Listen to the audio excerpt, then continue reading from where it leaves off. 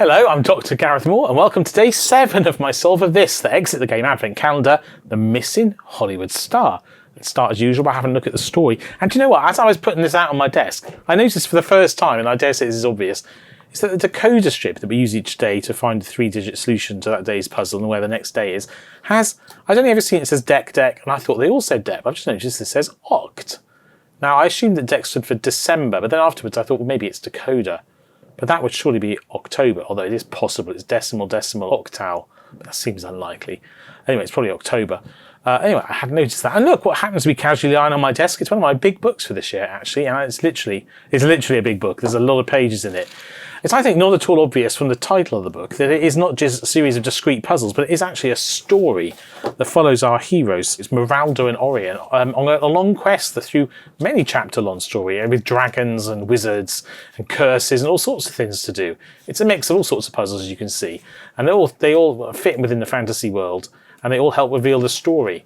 There's loads in here. I think, honestly, this is quite one of the best books I've written this year. And I honestly like all my books, but this one in particular I would recommend. The Fantasy Puzzle Book. Right, let's get into the calendar.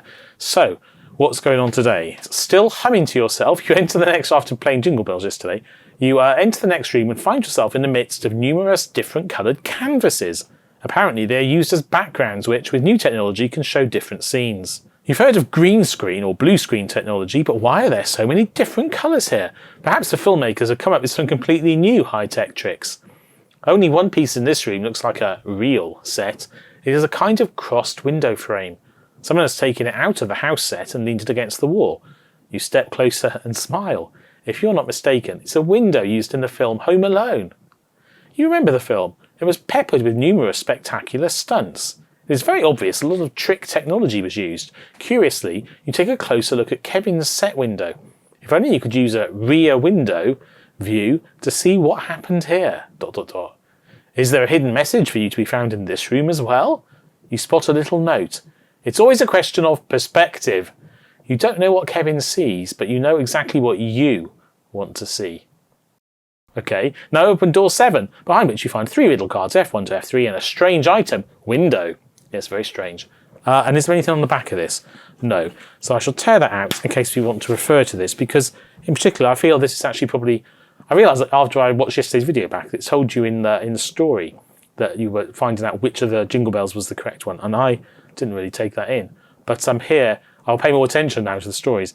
It's always a question of perspective. You know exactly what you want to see, but this bit here, if only you could use a rear window view to see what happened here, it suggests obviously looking backwards through something. Anyway, let's look at the door and maybe it will all make sense. So here's the calendar, and yesterday we established that our door 7 was at the top, at the very top left here. So let's, without further ado, open it and see what's inside. All right. Ooh, that's interesting. Okay. There is... Yesterday I made the mistake, I'm going to have a look in the room properly in a minute, but yesterday I made the mistake of not looking at the cards, so perhaps I'll put the strange item, which is, there's Macaulay Culkin looking through the window, aside for now and see what's on the cards. Oh, A, B, C, okay. So I'm guessing that A, B and C correspond in some way with the 3 digits we'll need. So A, B and C. Yesterday used the idea that A was the first one, B was the second one, C was the third one, and probably this is doing the same. So yellow at the bottom right, purple at the top right, orange at the bottom left. And here is a card. Oh, but look, it says, can you see, are they left arrows, right arrows? Oh yeah, they have directional. I thought maybe they were left and right arrows, but they're not. I mean, obviously those up and down arrows, but then neither of those are true. This is a right arrow and these are 2. No, that's a down arrow, that's an up arrow. It's quite hard to see. So A is pointing right. So I'm guessing when we have this orientation, somehow, I don't quite understand what I'm saying yet, but the answer to A is here. For B, the answer, we can put this down, right? Okay. And it is pre-creased in the middle. I guess it was pre-creased to make it fit in the room more than anything, perhaps. Let's have a look in the room itself. This is actually directly under my camera, which is handy. So, how does this correspond with the cards? Let's use my room cam to get a better look. Right, here we go. Wow, there's a 0 on the left on a red area. So let's just look to the left. 0, 0. Right.